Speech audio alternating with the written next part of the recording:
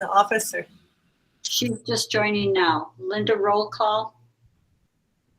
And you're muted. You're muted. Okay, Linda's on. There she is. Okay. Ann Lepinen. Erin Nelson, serving as town manager. I have one announcement before we get started. This is our 4th year anniversary, guys. We've been together 4 years. Nobody's assaulted the other. So I think we should be commended for being able to get to this. This exactly at this moment is 4 years. Wow. So thanks for hanging in there. Everybody's done a good job. Seems like an eternity. Oh, thanks. You're speaking of this as though it's a marriage, Jim, and it's not a marriage. All right. So I'm going to change this a little bit. Rather than doing the public comment, I'm going to introduce Kendall Laws, who's here in the office. And Kendall is with the State of Utah's Public Lands Policy Coordinating Office. Most of you will remember Kendall from his county attorney days up in San Juan County.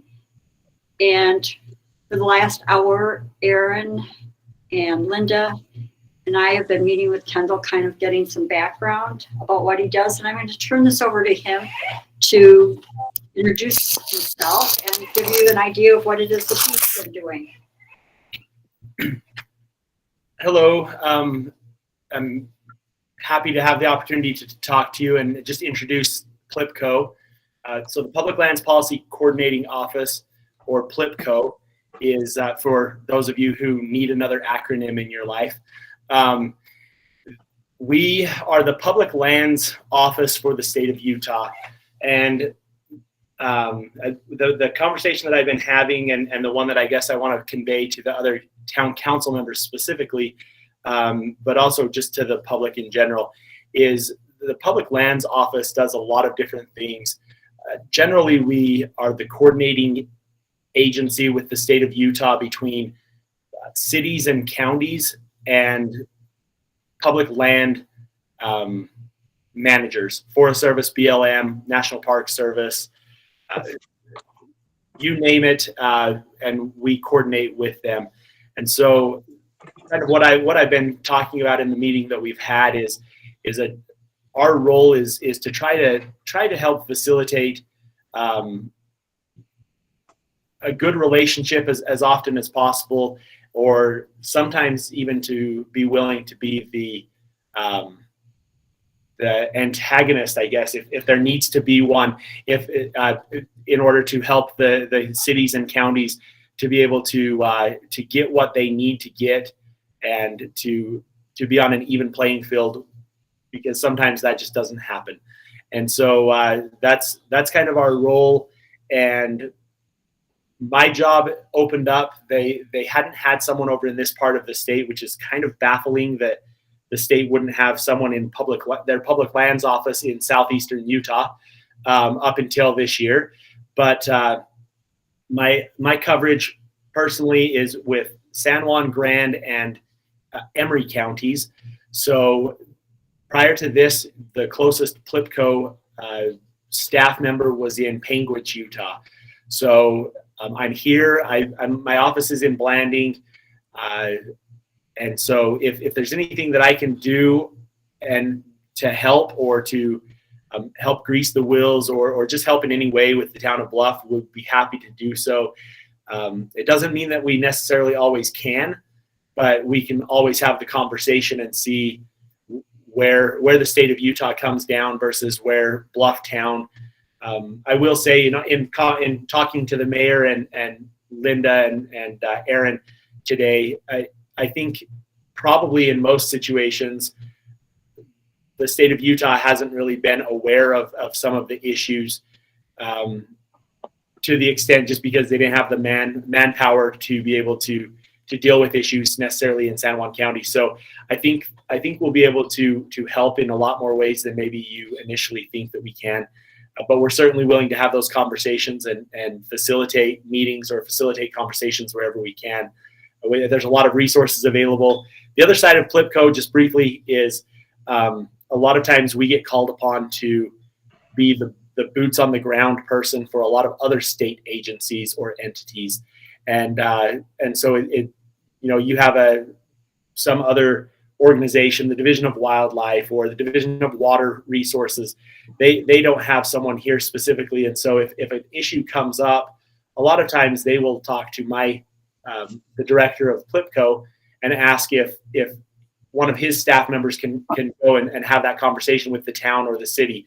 And so my encouragement in the meeting prior to this, and my encouragement to you now, is if you're not sure where to turn on a specific issue with the federal government or with the state of Utah, with some entity, feel free to reach out, and I will either try to direct you where you need to go or help out in any way that I can. So anyway, that's that in a nutshell, and I look forward to hopefully working with the town of Bluff and helping to facilitate some good work moving forward. Thank you.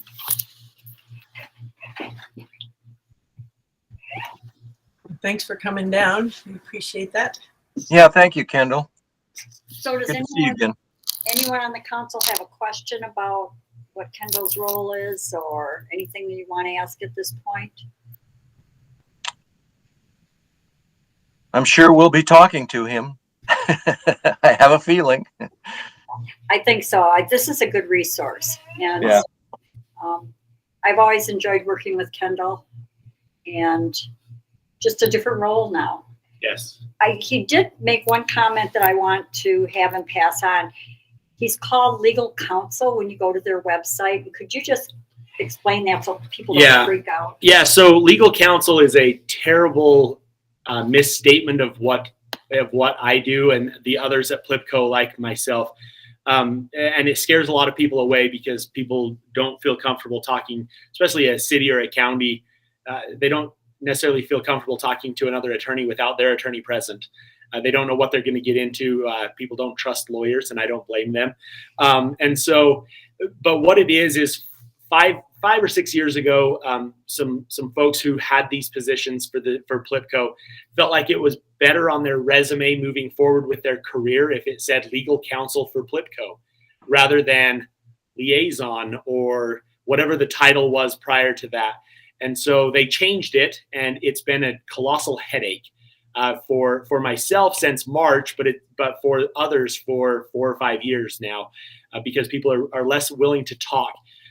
That being said, it's not the same as talking to some entity's lawyer, and so don't shy away from bringing me in and having conversations with me to see where I can help out, just by virtue of my title, because it is not in my mind, it is not accurate as far as what I actually do.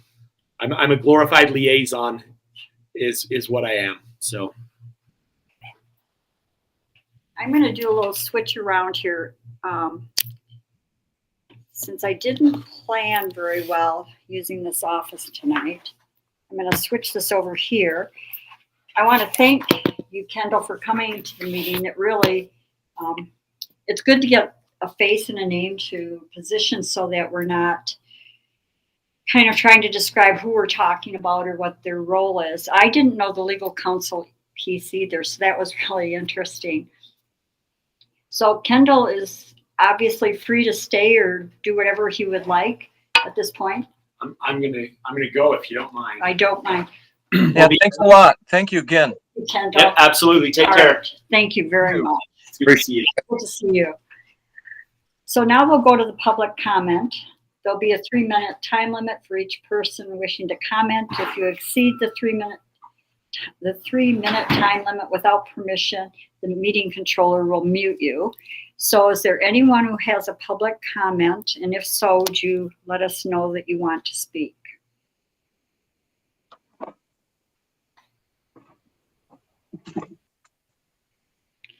I think you've got a hand there. Hi, Julie. You're muted. Hi, me and my husband Mitchell, we just wanted to say hi to everyone, and we are looking forward to opening up Joel's Kitchen here soon. We are taking our time on applying for we're only going to be applying for the alcohol and wine. We think that a liquor license would draw the wrong crowd. So we definitely are against the liquor. Maybe wine and beer for, dinner and stuff like that. But I just wanted to put that out there, that we are not going to be trying for a liquor license just for a partial. And I hope that, you guys all come and visit and see us and try my cheesecake and our food. And we just wanted to say hello and show our faces and let you guys know that we're here, and we want to be a good contribution to Bluff. Thanks, Julie. I'm looking forward to the cheesecake. Yeah. Welcome, Julie. Guys. Hey, my name's Mitchell. I'm her husband. And we are working day and night to get that place opened up because I feel everybody knocking on our doors already. So, yes, rest assured we are going to be up and running soon. We're making some leaps and bounds right now, and I'm hoping by the end of the week. But don't shoot me if that doesn't happen. But yeah, I'm thinking it's gonna happen fast. So we're on it. Yeah. Well, drive carefully, Mitchell. Don't let them get you holding a meeting while you're driving, though. I know that's why I have it pointed towards me. All right, thank you guys so much. It was I love this. Thank you. Yeah. Thanks for thanks for jumping on, and good luck over there. Anyone else with a public comment? All right, then we'll move to. I'm sorry. We need to approve the minutes. Oh, I did not. Anthony. I was late in getting my camera back up. If I may, I just wanted to speak really quickly in gratitude to the members of the Safe Routes Committee. And technically, I'm a member of the committee, but I've been on it so little that I haven't really contributed anything to it. But I just wanted to throw in my gratitude and support for the work that's been done, and that I feel like it really benefits the wider community, addressing some problems we have with shoulders and the safety of cyclists and pedestrians. And then in the core of the town, I just really am excited about there being a way to travel along the highway and a potential secondary route to connect the two halves of town. I think that's really good for the soul of the community to have us more easily able to breach those spaces. And so from that kind of, and from a recreational standpoint, I'm just really looking forward to there being an easier way for people to circulate as they're walking through the two halves of town. But so I wanted to say thanks again to everyone who's been doing that work. Thank you for the comment. Any other public comment? All right, I'll wait one more second or two. Then moving to the first item, which is update on the status of the pass-through grant through the town for the Bluff Food Pantry. So we received $10,000 from I think we're all trying to stop you. Do you want to do the minutes? Oh. Approval of the minutes. Yeah, once I got off track by introducing Kendall. Sorry to interrupt you, but we were trying to flag you. No, that's okay. So has everybody read the minutes from August 16th, 2022? And are there any changes, modifications, discussion? Motion to accept. Brent is seconding, and I have one request.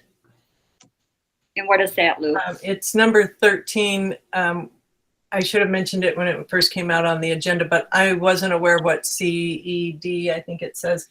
And so I think just for clarity on it, it should just be written out. I think it's a county council, but it says that they applied for a $200,000 grant, and I don't want it to be confused that that was something that our town applied for. I accept that in the motion. Right. Just spell it out. And so what does it stand for? I think it's county, is it county economic development, Linda? Right. Yeah, I think that's the one then. So I had to think about it a little bit, but as far as just records on the minutes and for the public and stuff, I think it'd be good just to write it out. Any further discussion? Then all in favor say aye. Aye. Aye. Aye. Anyone opposed? It's unanimous. All right, then we'll go back down to number 1. The town received a $10,000 check from San Juan County, which was funneled through the Public Health Department for the food pantry. And now Ginny Burns will be able to do some of the purchasing without having to use donations or her own money. The grant expires December 31st of 2022, and according to Rebecca Benally, it probably is a renewable grant, meaning that next cycle, which would be January 1 of 2023, they could reapply and the town could be asked again to be the pass-through. It does require setting up the account, which Linda has done in Polaris, and then I'll do the monitoring. So it'll be like any other grant. Ginny will provide receipts for her purchases. They are non-food purchases. So don't expect to see, something like steaks on the menu over there. It's mostly to help her be able to run it. So maybe buying cookbooks, maybe creating a cookbook, being able to purchase the bags and things that she has to have to send the food out. But I know that she's excited about it, and we deposited the first installment for her to begin using today. Mayor, thanks for spearheading this idea and getting this through. And what an accomplishment it would be if we had an annual, recurring grant. So really doing a lot of work there. Thank you guys. Well, I did absolutely nothing other than talk to Mac McDonald and Rebecca Benally and Dr. Sonata. Ginny Burns did all the work with Rebecca Benally and Grant Sonata. So all I did was sit there and agree. But I will make sure that we pass that on to them. Then the second item is the update on the Active Transportation Plan Committee and a discussion of the grant application for Bluff Safe Routes. And then I'll turn this over to Jim and Luann, and then Luann can talk about the phone call with Chris Hall if she wants. Okay, and then just before we get started, Molly on the committee has a presentation, whether it could be tonight or if we could switch it to like the third item tomorrow's agenda, if you prefer that. What my thinking was that by switching the strategic planning for next week and the meeting, the work session for tomorrow, was that the committee would have an opportunity to present detailed. Okay. I want to point out that when I started the agenda for tonight, we were at 22 items, which I had to move half of them to next week. And so while we want to know about what's going on in the whole process and where you are with it, I think it's better to hold it for the work session tomorrow. Okay. And we want to do an update tonight so that we know what we're looking at for tomorrow. Okay, and then so tomorrow's agenda, if we could just shift that order to put the Active Transportation Plan, the Safe Routes Committee on like the third or fourth item, would tie in better with schedules. Okay, can you remind me of that tomorrow then? Okay, all right. And yeah, because you can see how well I'm doing tonight with. That's fine. Just in case anybody in the audience wants to listen, it'll be bumped down a couple so that we can accommodate schedules. Perfect. Thank you. So then I guess I can start it unless you want to start, Jim. Okay. Basically what this is on the agenda for is that we need a vote from the council in order to apply for a Safe Streets planning grant from the DOT, which is the Federal Department of Transportation, has put up as a possibility. They've got a couple up right now, thanks to the Biden administration.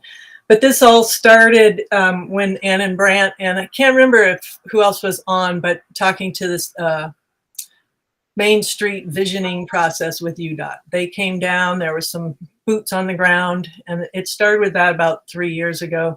And then Molly and Adrian applied for a grant through the town. They wrote the whole thing up and applied for a grant. And we've been working on that, the Citizens Institute of Rural Design with the National Endowment for the Arts. So we've been pushing it along, learning how to get partners and needing to see what we need to do to push this further. And then with this Biden administration, they have a lot of infrastructure grants out. There's billions, I don't remember how many billions, but it's spread across the country. The states all get one project basically, and then except for tribal projects. So if a tribe is doing it, they don't count against the one, but really they're trying to spread the joy across the country. So part of this, there's the Safe Streets for All, which is a grant that the state cannot apply for, and the counties and the towns can. So that's one that we can apply for. And we can't apply to just put it in the ground, which is part of that Chris Hall conversation. He said that they have enough information, they could put it along the highway. But to get a grant to have somebody help us plan, we have to go through the planning process first. And so that planning grant would allow us to make the active transportation plan, which is what UDOT wants. That planner could help us do that.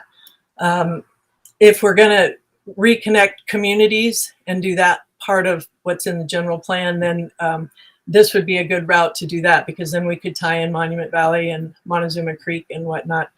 Can I add something here? Just sure, yeah. My own little 2 cents, if I may. Thank you. As far as an update, I went to one meeting of this committee a week or so ago, and I wanted a little more clarity between the action grant and the implementation grant, and I learned that the action grant is the one, even though it says action, it's really the one that we want for planning if we want planning. So that was a really big learning thing for, I think, a couple of us at the meeting. And the other idea was that we this matches our general plan, so it was a really that was kind of positive. Give us good feels about this grant. It's a lot of money. It's for $200,000 with a $40,000 match. I clarified that, and beyond that, the grant itself, we need a master transportation plan in this town. And I was a little bit surprised to see what constitutes a master transportation plan from Grand County and I believe Emory. They're pretty elaborate and they use a lot of data. There's a lot of research involved. It is not something that that usually council members can pull off. I know I couldn't do it. So that was something that was a learning experience for me. And other than that, it would be a lot of work, but the grant itself is a great opportunity. So I just wanted to add that my perception of that. Thank you, Lou. Yep. So it is in the general. It's in our general plan, and there's been work on that several years ago when we were making the general plan. It was a community effort. It was done in-house. It wasn't hired out. And what's in there is pretty amazing. I will just pull it up to show you a couple of things that are in there. Let's see. So what I did was I cut and pasted the general plan that had to do with this Section 2 transportation. So it says Bluff seeks to ensure traffic is kept safe, quiet, and flowing. Bluff intends to provide adequate and diverse pedestrian, non-motorized, and motorized circulation opportunities. Town of Bluff intends to ensure public access to public lands such as the rivers and canyons. And then it also says future transportation policy will protect and encourage access options to neighboring communities, therefore increasing connectivity between communities. The other part's all motorized, but this next part is, it just talks about we don't have any infrastructure. Town plan pedestrian sidewalks and bike paths are absent. Interest has been expressed in creating a bike path through town. And so we need mapping to look at the different options. I won't read them all, but you can see them there. It does say there are currently no formal pedestrian or non-motorized crossing places bridging the San Juan River. Bluff seeks to better its infrastructure and accommodation to encourage non-motorized travel, such as cycling and walking. We need to consider access to safe crossings. We need to create a basic town map encouraging off-highway routes.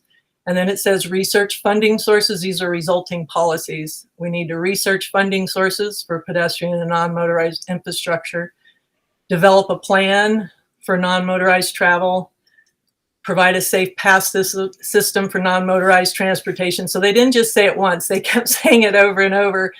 And then provide safe and accessible pedestrian and non-motorized avenues of passage adjacent to the highway. And then the last couple were pursue alternative pedestrian routes to cross Cottonwood Wash and establish partnerships with state agencies for current and future maintenance and development. And then just so that, let's see here. Okay, and then let's see. Then what I want to show you now is one of those items was to develop a map. And so this is the map that's a draft map that we're using, and it's on Google Earth Map. And so the ones of us that are working on it are working from this as a sample. And you can see there's Monument Valley, and here's Montezuma Creek, and here's Blanding. So of course that's the interconnecting the communities idea. And then when you get right down into Bluff, the red line is the route that we proposed as a way to get some safe walkability for Bluff. So the red route would go from where you access Bears Ears at Butler Wash, and it would come into town. It would go past Sand Island, past the Forts camp out at the dump.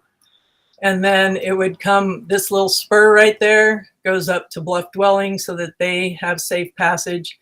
And then this goes out to the Mission and around to the top to the Bluff Bench Road, follows the Bluff Bench Road back to the top of the canyon, bypassing that skinny part just for safety purposes. And then the green route in the middle here, it does not follow the highway. And Chris Hall, that was one of the things he said, we need a planning grant to do more planning if we're going to go anywhere besides UDOT's highways. So that would be where that part would be under plan to see if that's a workable route. This gives the school access over to the community center. Following a potential water easement is kind of a first shot at a possibility of crossing the wash. But I will stop sharing. Let's see.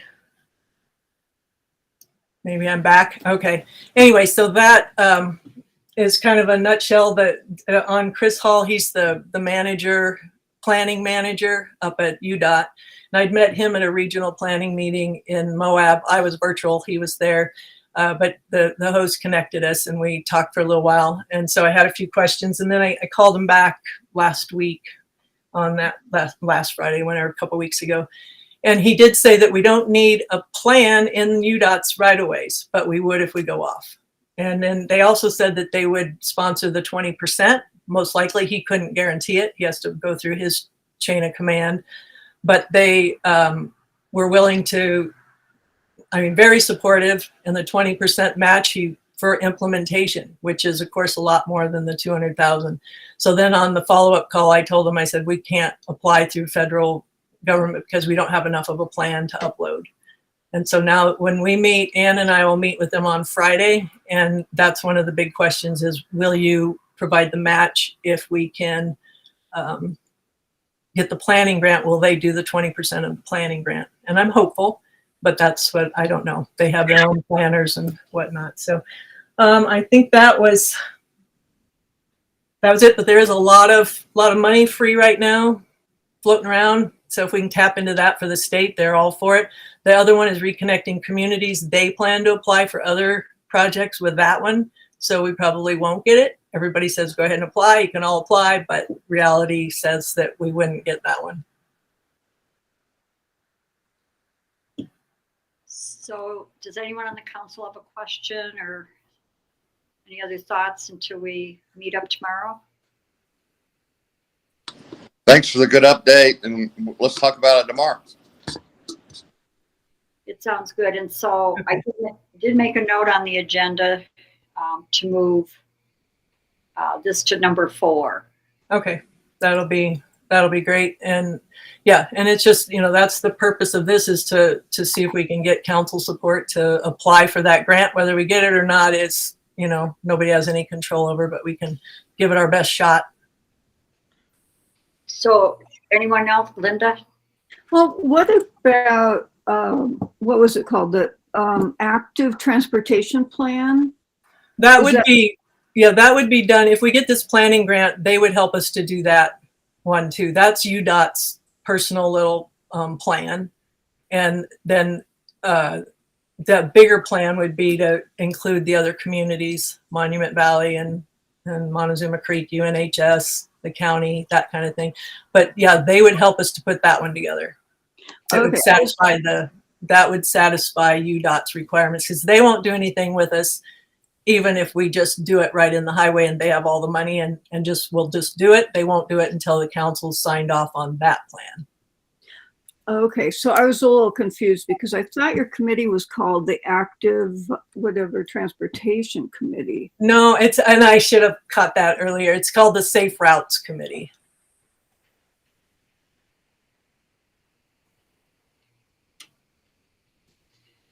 So I didn't see any written things for tomorrow. Did I miss those somehow? I think they're still forthcoming, so they'll be in your email. Yeah, Molly's got a presentation that she was going to send, and the letters of support and stuff that is already, part of it. But yeah, and then whatever part of the application she's got pulled together.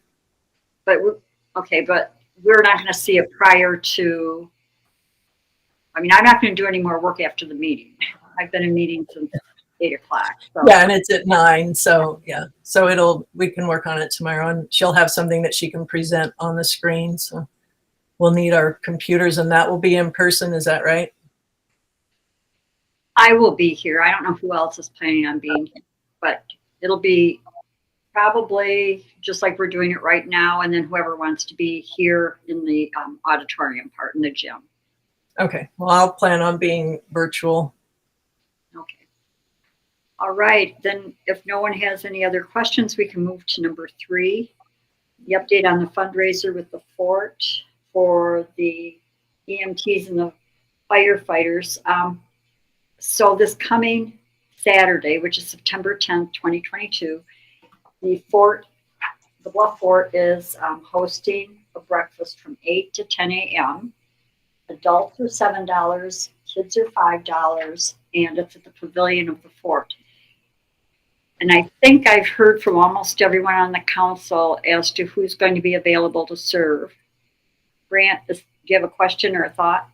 I didn't sign up, but I am going to be in town and will serve on Saturday. I thought I was going to be out of town. Okay, I think I've heard from everyone then. So last year I wasn't at the breakfast, but my understanding was that the fort was pretty much organized and ready to go when people got there. So I will check with the fort to see what time they would like us to be there. I think that Chief Lott has the aprons from last year, and he'll be making those available. Let's see. Francis at Twin Rocks, according to the rumor mill, was able to twist Cisco's arm into donating all the food. So the cash contribution that the council would make, or that the fort would be making for the food, has been covered by Cisco, and I believe that Twin Rocks is providing coffee. We have eggs that are donated from the food pantry they're sitting in the Cooperative Cultural Center refrigerator, but we probably don't need them because the fort has the eggs covered through Cisco. But if we need backup, we've got eggs, which is another way of saying if anyone wants some eggs, we still have a surplus. Let either myself or Jenny Burns know. The challenge for this that I threw out was Kane County has a class coming up for EMTs that will run about $700 per volunteer. And we have had interest expressed by 3 people to take the course, but of course it's the fee in addition to the time, the fee that's kind of cost prohibitive for folks. So what I would really like to do is push to get as much of at least 1, if not 2, if not all 3 of those positions covered with contributions, which means it's my way of alerting the council that come next Tuesday, I would like to be able to talk about how much of the difference the town could cover between what the contributions are split between the EMTs and the Bluff Volunteer Fire Department, and how many people are seriously interested. And then once we know what the money is that has been donated between Bill Spears at the Fork going around with the boot to collect early donations and what we get on Saturday, then I'd like to have that discussion on Tuesday. But everybody that can participate and wants to show up at 8 o'clock for breakfast.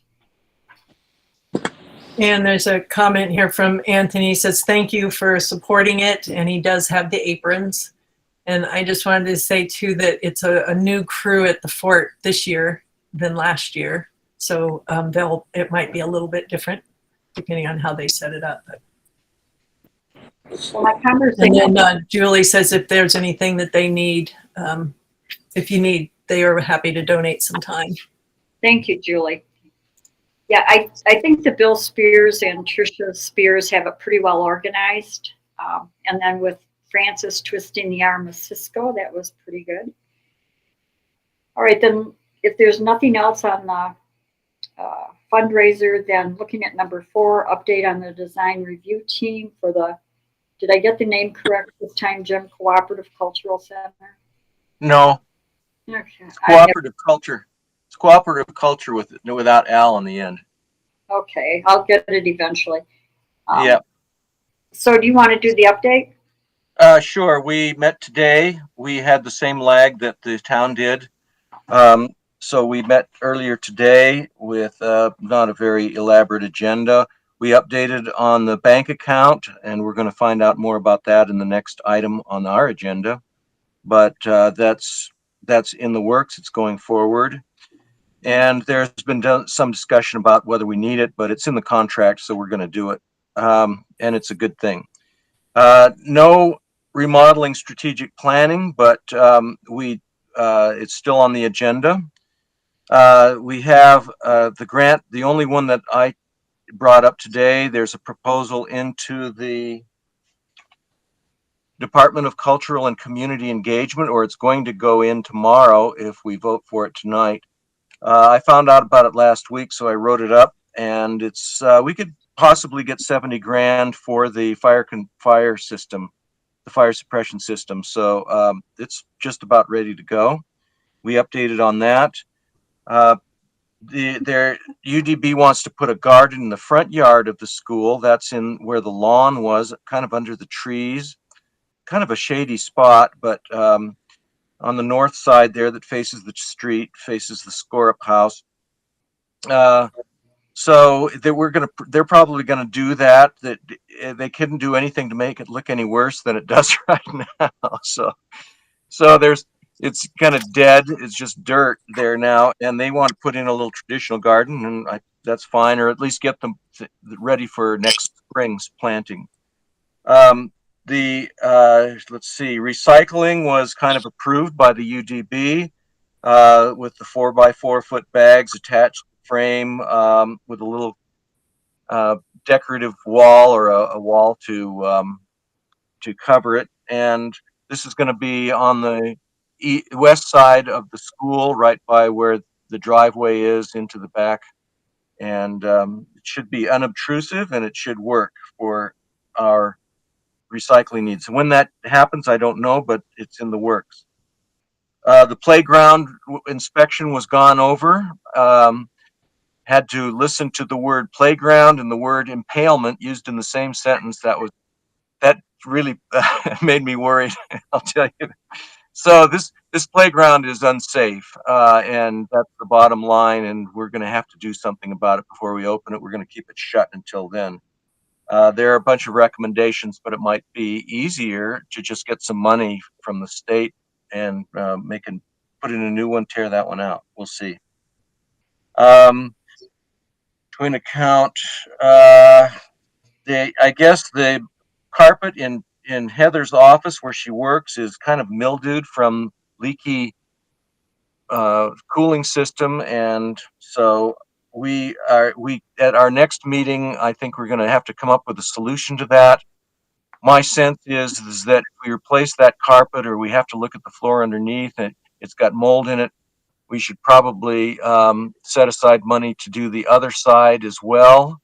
The food bank is being used, and it may come to pass that the other side is being used for other town purposes too. So anyway, that's just something that I'm planning that in your mind to wonder about for a week or two. Did I miss anything? I'm sure I did. Ann, anything? Mayor Lepinen was in on the meeting, as was Aaron. So what we need to do is take a vote on putting in the grant for the fire suppression. Yeah. And so Jim sent out to everybody, I believe, to all of the council, the grant itself. It's could be as high as $70,000 as the grant. There's no contribution from the town that would be required. It's a straight out grant. So if we were to get it, then it would go into the joint fund, the joint checking account, to be able to be used for the remodel. And UDB indicated today that depending on which figure they use, there's either $60,000 or $90,000 in the It changes from week to week, month to month. In the NDN grant. So if we were to get this grant, and if there's even 60,000, we're at least building a pot to be able to go back to the table and get the fire suppression done. Mayor, I'd like a motion for the council to approve this and thank Jim for this. So I'll make that motion. I second it. Any further discussion or questions for Jim as to what the grant is? Then all in favor say aye. Aaron has her hand up here. Sorry, from a strictly financial standpoint, Jim, does the grant require that we use the money within a specified time frame? Yeah, by about June 23rd of next year. I figure we ought to be able to get it in by then. Okay, thank you.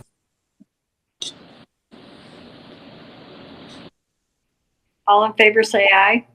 Aye. Aye. Aye. Anyone opposed? It's unanimous. Then Jim, go ahead and submit that and send the final copy off to everyone. Sure will. Hey, thank you. It's going in tomorrow is the deadline, and I've got it mostly uploaded now. So thank you. Thank you, Jim. So the last thing on that item, number 4, is Friends of Cedar Mesa would like to borrow the chairs at the CCC. So I don't mispronounce the name. There's about 55 chairs, but I'd like to get an inventory if we're going to do that, so we know what we have and what goes out. The Friends of Cedar Mesa is, I think it was from the 25th of September to about the 27th or 20th. Is that right? Hey, Ann, the 23rd through the 25th. 23rd through the 25th. Thank you, Sarah. So what's everybody's thinking on loaning the chairs from the CCC? I think that as long as they come back and they're inventoried and everything's in good shape, I neglected to ask this today, but we've still got some time. But the only issue could possibly occur would be if someone in UDB wanted to borrow the chairs, but at that point it would be first come, first serve. So you already got your dibs in.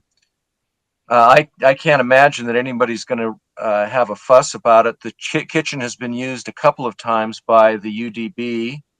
We're not real clear about the certificate of occupancy being in effect if you're just using the kitchen for a day of cooking. And of course, we've got things stored in the refrigerator over there. So I suspect the chairs are not going to present a problem myself. I think we should plan on it, I guess, huh? I feel like a shared resource could be shared among those guys too. So I'm in favor of those. Does anybody want to make a motion, or do we just want to say we've got a consensus and loan in the chairs? Just go with a consensus at this point. Okay. Sounds good. I do want to answer the question on the certificate of occupancy. It's very clear under the law that there are only two uses for that building. One is storage of feed for animals, and the other one I can't remember, but technically that kitchen should not be used. That being said, we have been using things, and we just don't want to do big events there or events where we're using that building. Right. It's I pretty much know that, and I just make sure that it's in and out and clean, and that's just the best we can do under the circumstances. I know that there's not a certificate of occupancy yet, but it's not like it's a dangerous building. The kitchen actually has its own fire suppression system, by the way, a sprinkler system of its own. So what about the joint banking resolution? Do we have a motion to approve that? Has everybody read it? I'll make a motion to approve.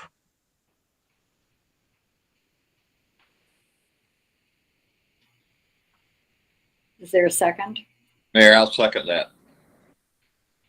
Any questions about what we're approving? We're approving the joint banking resolution to use Zion Bank with two signatories authorized to withdraw, one from each side. All in favor say aye. Aye. Aye. Anyone opposed? Okay, I'm signing this, and Linda, I'll get this to you tomorrow. I would like to say that, I bill them quarterly for utilities. So that, and I wrote policy, so it's really clear. I know this is in the contract, but I would suggest writing exact policy about how all of these pieces work, so that when people are confused about it, instead of going to the contract, you can just go to the policy and say, this is why. We have to show that we have money coming into our general fund and how it goes out in terms of receipts and checks and things, and which will be the same if the Safe Roads grant, if they get a grant at some point, it'll be the same. Any monies they get will have to come into the general fund, and then checks are written and they go out from there.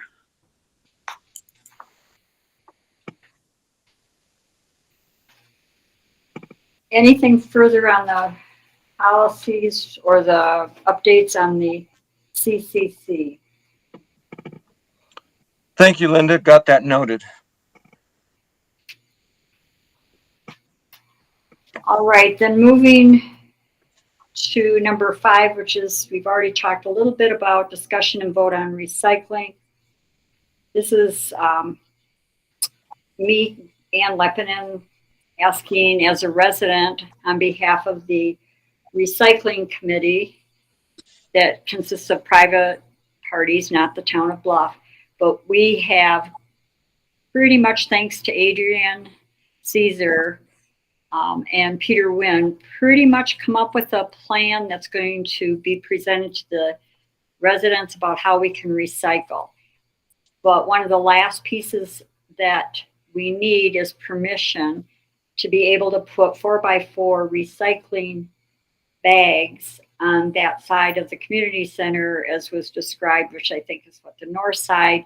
So if you drive into the community or into the CCC through the gate and look to the left, that wall that's there, what we're proposing is building some framework to put the bags on. There'd be 4 to 6 bags, and then making some kind of a nice decorative wall that covers it up and makes it, not kind of a eyesore of collection of recycling. The reason that we selected that spot was because, one, you're not going to be driving a truck over the septic areas, and 2, it's the only gate that really comes in to the enclosed area where we can bring a vehicle in. So I'd like to see if anybody will support this by getting a vote to be able to use that. As Jim indicated, the DRC did today approve the placement of that recycling there. Mayor, I'd like to make a motion that from this council, we extend that request to UDB to set up those 4x4 recyclings on the south side of the building. Southwest corner is actually, I think, probably the correct description, but that's my motion. The DRC approved it today. So we should be good, and we'll just need a motion to. Yep. I'll second. Then all in favor say aye. Aye. Aye. I'm abstaining. Anyone opposed? Then That last item, Mayor, I didn't remember. I was trying to remember if we voted on that previous one. okay, I'm confused. I think it was, did we vote on the banking resolution? Do we have a vote on that? We do. We do. Yeah. All right. That was my blow then. Bye. Okay.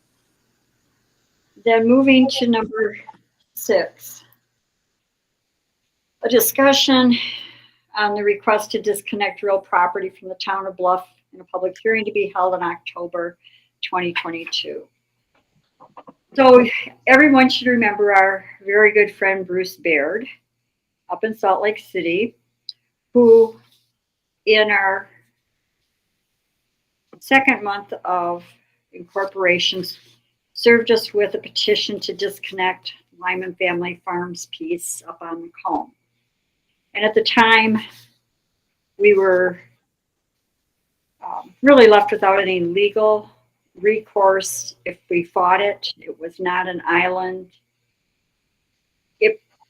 It had a lot of issues, but the time and the money and the resources to fight that disconnect just were not there. And the legal basis for disconnecting it was in their favor, meaning Lyman Family Farms.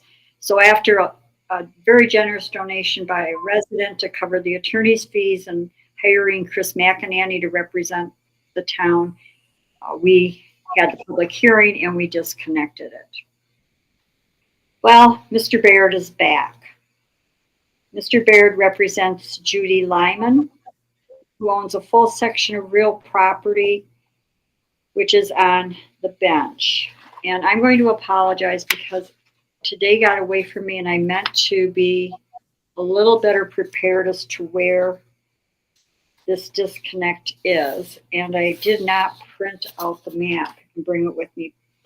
So Brant, you have a pretty good sense of where things are. Do you know exactly where this is up on the bench?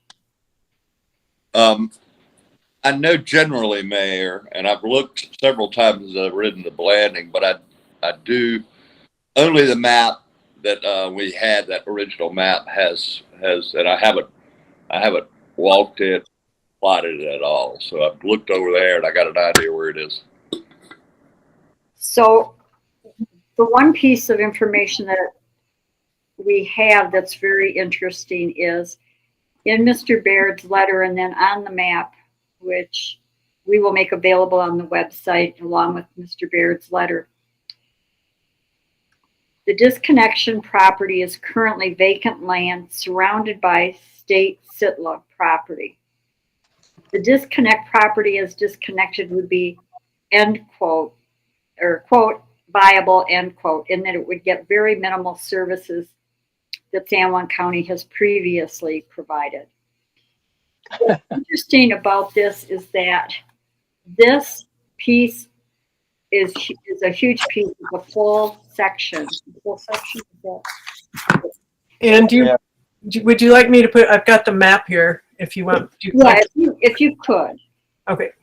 It's surrounded by SITLA land. What the definition of an island is that if you pull a piece of property out of the boundaries of the town or the municipality and it's just a vacant piece, it's an island, it's sitting there, you've created an island by pulling it out.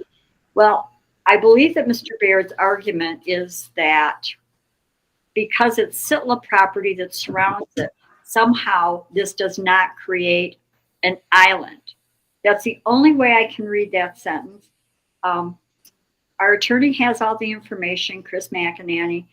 I've asked him this week if he can shoot a legal opinion to us, a very brief one, as to whether our interpretation that this would create an island, whether that is an island, notwithstanding that it's surrounded by SITLA land. So Lou has the map up. As you can see, it's a large section of property. And I'm just looking at the. If you're driving the bench east, right where the bench road seems to connect, it's going to be just north of that. So that gives you, and the latitude is about where the bench road comes in into the highway 191. So you can kind of get an east-west from that. So it is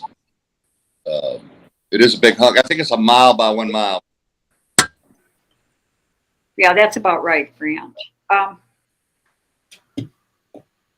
So the letter, we'll post the letter and the map on the website. I've worked with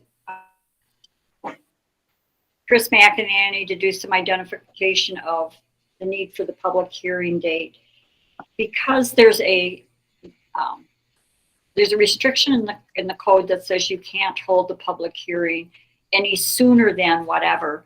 We could go further out, so we've set a potential date, I believe, of the 18th of October, and I will confirm that date. I believe that's the date that Mr. Baird and I talked about, but I need to bring it to the council to next week to say, yes, that works, or we want it further out. We need it further out for many reasons, and one is to prepare what we want to do. You know, our options are basically resist it or just disconnect again. I did point out to Mr. Baird, I felt like he was eating Bluff at one bite at a time. But as usual, he was very cordial. We had a good conversation by email. He was in Costa Rica with COVID and recuperating. So this will be on the agenda next week.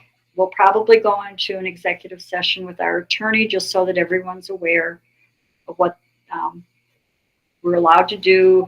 If it's imminent or potential litigation, we're allowed to go in closed session.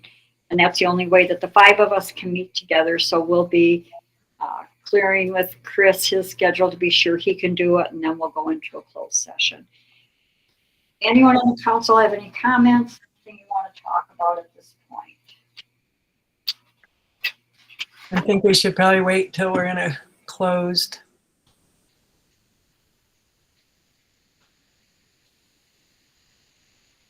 So Linda, if you can put those on the website, or Aaron, one of you, so that people can read it. There's not a lot in the letter. I think the map is the most interesting in the Sitla comment. Okay, I'll stop presenting. If you're done, you done with that map? I'm done. Thank you. Thanks Okay. for being able to do that, Lou. You're welcome. Okay, if there's nothing further on that, then number 7, I've touched on this discussion of Kane County's EMS class and costs. It's about $700 per person if they're interested. I would encourage folks to talk about this in the community and see if there are some people who are interested in taking the course. Grant, did you have a question? Yes, ma'am. I think we should try to figure out how to pay for as many people that want to do it in town that we can. Can we use ARPA funds? Is any of that stuff available? Any of the past ARPA funds? But I really support the idea of at least 3 if we have 3 interested, and would like to try to have more if it always helps to have health expertise in your town. And I'm wondering if we could, put something up at the store or the post office or something that there's a class available, maybe applications for the grant to take the class or something along those lines.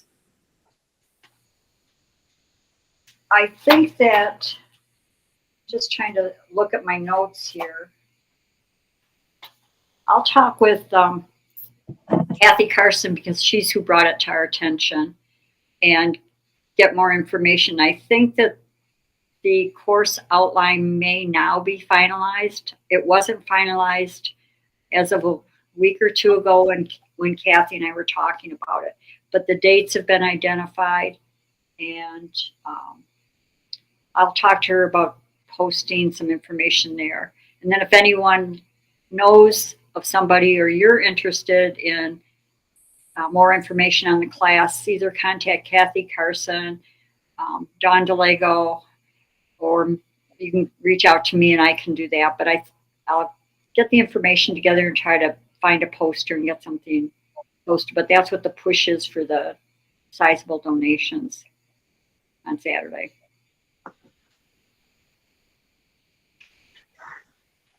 Anything further on that? All right, then moving to number 8. Discussion of the recent work by San Juan County within the town boundaries. Last week, San Juan County road crew worked on town streets and did some grading that had been laid out by our road manager. And there are some town residents that are not happy with the condition of the grading. And that is being handled by our manager, who is meeting with, I think it's probably the person in charge for this project with the county. So what I would like to encourage people is, if it's your road, if it's the road in front of your property and you're not happy about it, you can let me know. The grading needed to be done. What we're talking about is whether the quality is the quality that it should be for what we're paying. And I would really, trying to think of a nice way to say it, but I guess there's really not an easy way to say it. I know people are upset. It's not going to be helpful if when the manager for our roads and the county come up and take a look at that road in front of, for instance, my house, if I go out and yell or get upset. So let's show the respect that we all have for each other and let our manager do his job, which is to see what needs to be done, if anything, to remedy this. But please let the county do their job and look at the road without any interference, because this has become a heated topic with the grader, the person running the grader, and the county. So if we could just all let our manager do his job, and we'll get a report back. Any questions from the council? I've got one comment, Mayor. The quality of the work the county has done for us has been good, and unfortunately, this didn't wasn't as good a work. So it's just one of those deals where you just try to fix it. I don't understand people being so heated about this. This is the time to be civilized in America, not up to.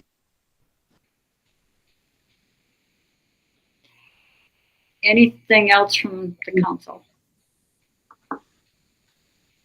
All right, so moving to the next thing.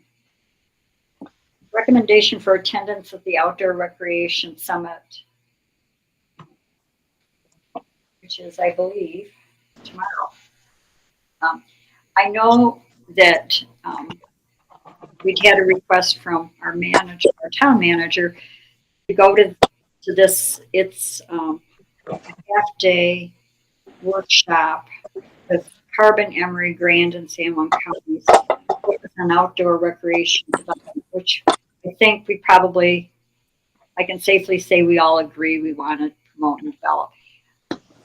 I did have an opportunity to talk with Spencer Wade, and he's very familiar with outdoor recreating and what's available out there. I believe has worked or is still working with Wild Rivers. And so he was going to go to this. I haven't touched base with him this week, but he was planning on attending it. And I hope that's okay with the council that I went ahead and did this, because we weren't going to, my option was to call a special meeting to get approval, just to ask him to go. And he'd expressed some interest. So I just went ahead and said, please go and represent Bluff's interest in outdoor recreation. Bring it. Thank you for doing that and acting independently. That's what mayors do. Is Aaron still able to go? Because it wouldn't, in my mind, I would like to see if Aaron could go for that meeting. I think it's really important, and having a town rep there, in addition to having Spencer represent our town, I think might be advantageous to us. Aaron, go ahead. I appreciate that, Brant. So I definitely was interested in attending, but now looking at our schedule for tomorrow with the work session that is going to be pretty lengthy, as well as some other meetings, I don't think I'm going to be able to attend unless other folks felt very strongly that at least having Spencer there will represent our interests. But I was initially interested, so thanks. And I'm not ruling Aaron out for the next one. It's that when I was looking at the timing of it, I'm going to be very blunt. I needed Aaron here. I needed to have some things done where it was face to face with Linda or with myself. I'm still getting things on the audit. We're still getting things on the transparency filings on ARPA that have to be dealt with. And I just felt like Aaron's time would be better spent here if we have. Fine. Don't apologize for your decision. That's good. We can catch the next one. Spencer can report back to us. I'm glad we're represented. And that's how I feel. Like there's going to be more. Don't worry, Aaron's not going to be shut out of attending conferences. So thank you.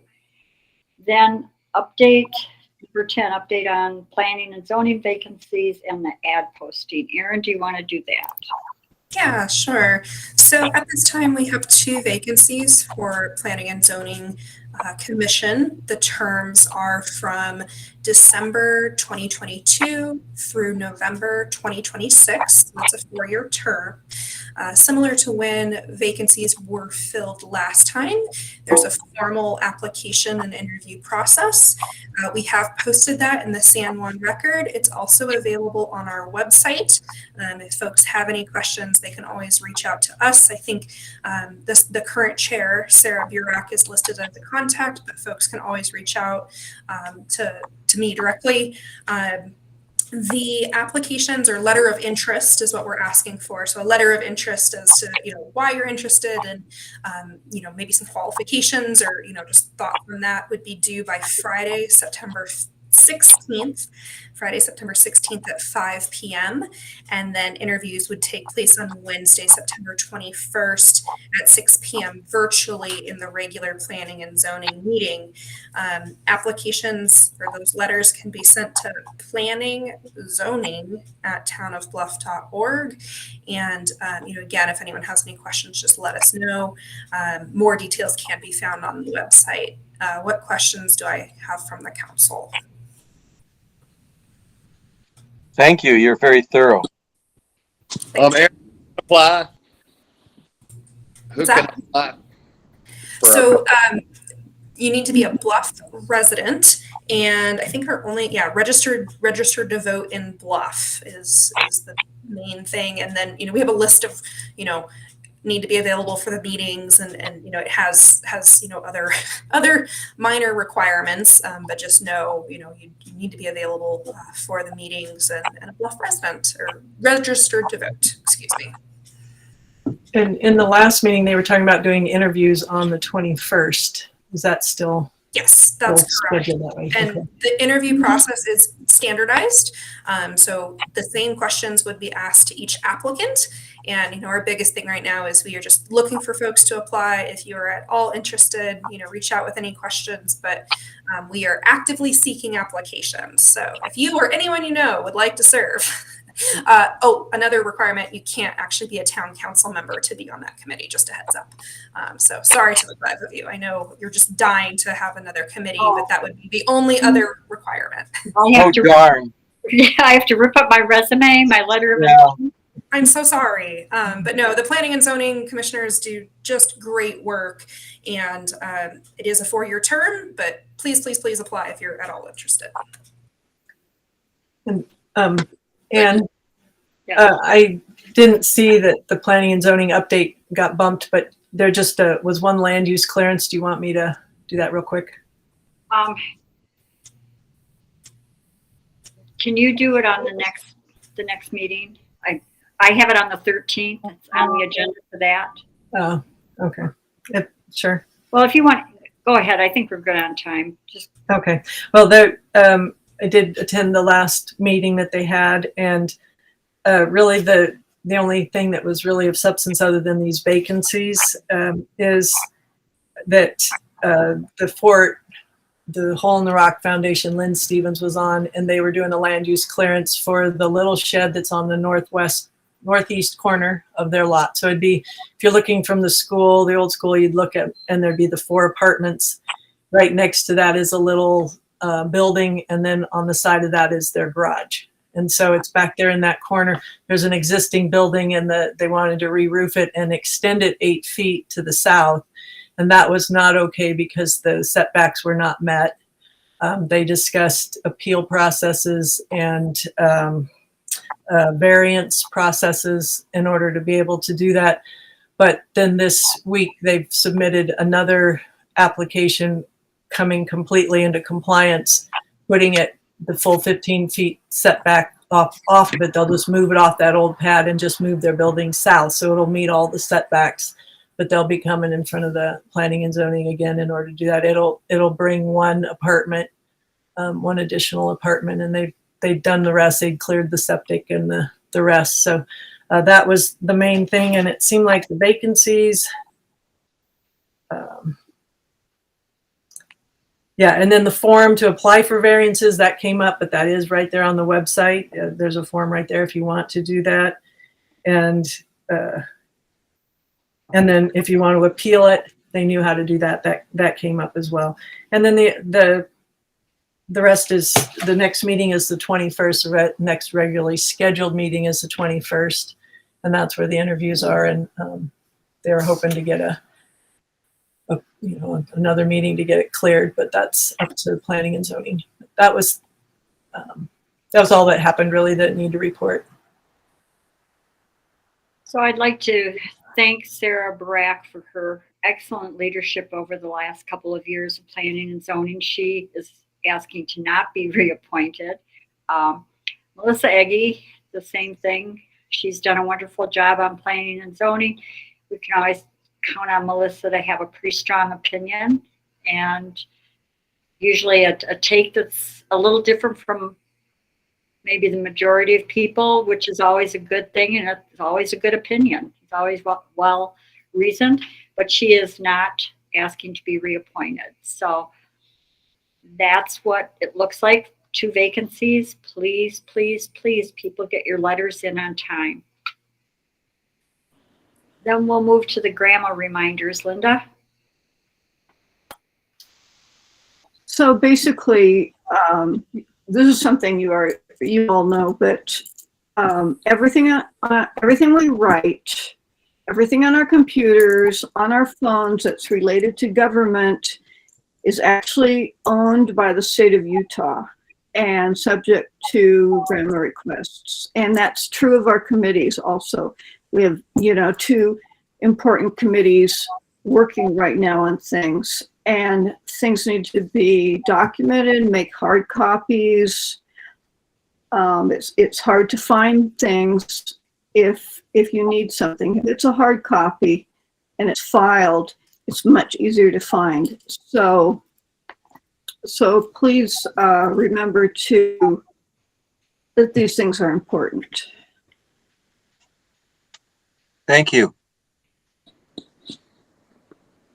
And, I just want to echo one thing that Linda has said in the past, but it is virtually impossible to be able to take a text, preserve it, and use it for a grandma request. So when we're talking to another council member or putting something out there in a text, if it's substantive and it's not just like a, hey, I'm stopping by, please put it in an email so that it can be preserved.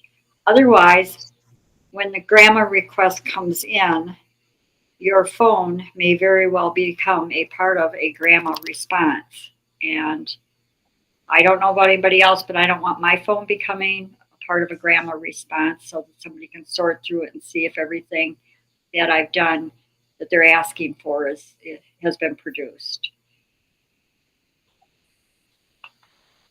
So, Right, Linda, good job. Linda does a great job on grandma. Thank you for doing that. Then number 12, the temporary Bluff Community Center manager. We have a need to have a temporary community center manager for a period of time. And so, again, this is another one of those, there's a need, and we didn't have a meeting for a while. So I was able to find someone who is willing to fill that spot on a temporary basis, and that is Malia Collins. She is willing to, well, she has been now for over a week working with Carol Shook to figure out how you do contracts, how you do the email requests, the oversight of cleaning the community center, Fire Mesa Kitchen, all of that, kind of learning what Carol does. And part of it is that this winter, Carol will take her annual vacation, as she does. And she was in agreement that it would be a really good idea for someone to be learning what it is that she does. So when she wants to take a vacation, she's not doing all of her work from somewhere else. So Malia stepped in. It's a temporary position, but already she's starting to learn the ropes so that she can cover these things that just have to get covered. And I don't see any of the 5 of us having the time commitment to be able to do everything that gets done by Carol. Mayor, do you need a motion to back up your? I do. On that one, I do. What would that look like? Well, the motion would be To hire temporary Bluff Community Center manager. thank you. I seconded that. Okay. Any further discussion or questions? All right, then all in favor say aye. Aye. All right. All right. Anyone opposed? It's unanimous. Then we're at other. There's a question about the Bluff Cemetery District when you're talking about the committees. Jim Hook said he's sent in an application and nothing's come back from the county. Aaron? I'd ask that Mr. Hook, if he can contact me, I can get this escalated to the county, and unless anyone had any direct updates. No, I actually have an update, but here's the problem. We're trying not to use it. Well, in fact, we should not be using the chat box because it's not preserved in the record. So because Luann read the question into the record, I'll answer it. But please, folks, try to remember, if you're putting things in the chat box, I've asked the council not to use it because we have to preserve it as a part of the record. It would be better if there's a question that you either raise the question in the public comment or you send it by email for the next meeting. But I'll answer the question because I know the answer. San Juan County and I are in a battle over whether or not Bluff can manage the cemetery or whether it's San Juan County's. I am stalemated with Mac McDonald. However, the state cemetery oversight people have refused to intervene, as they should refuse to intervene, because in my opinion, San Juan County has not completed everything they need to do to create a valid cemetery district prior to our incorporation. And hence, with our incorporation came the cemetery. Now, it's not the reason that Mac McDonald has not moved on the applications is because of that.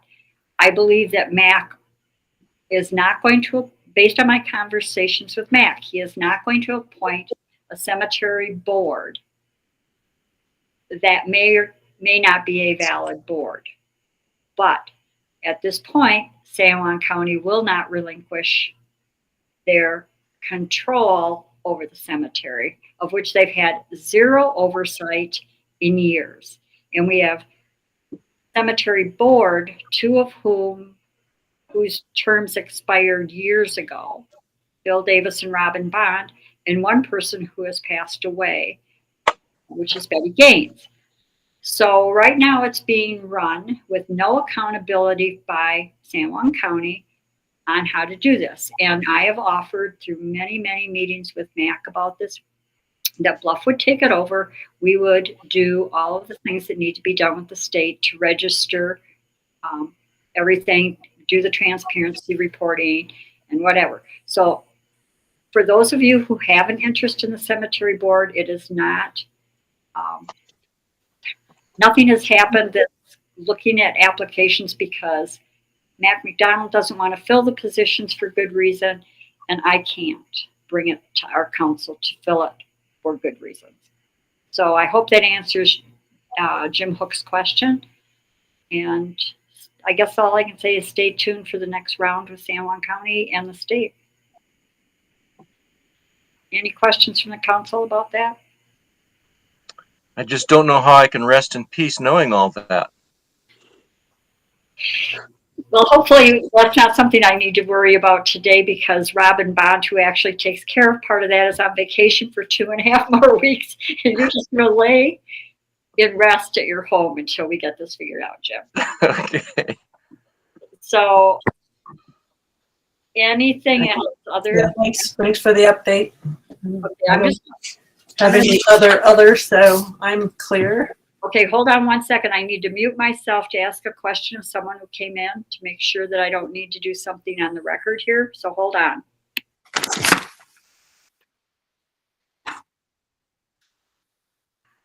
Okay, Bill Spears from the Ford is here, but it's just a discussion about the breakfast and stuff, so we're good. With that, it's Move to adjourn. okay, I barely got that out of it. 7:25. Brad's doing a second. All in favor, say aye. Aye. Anyone opposed?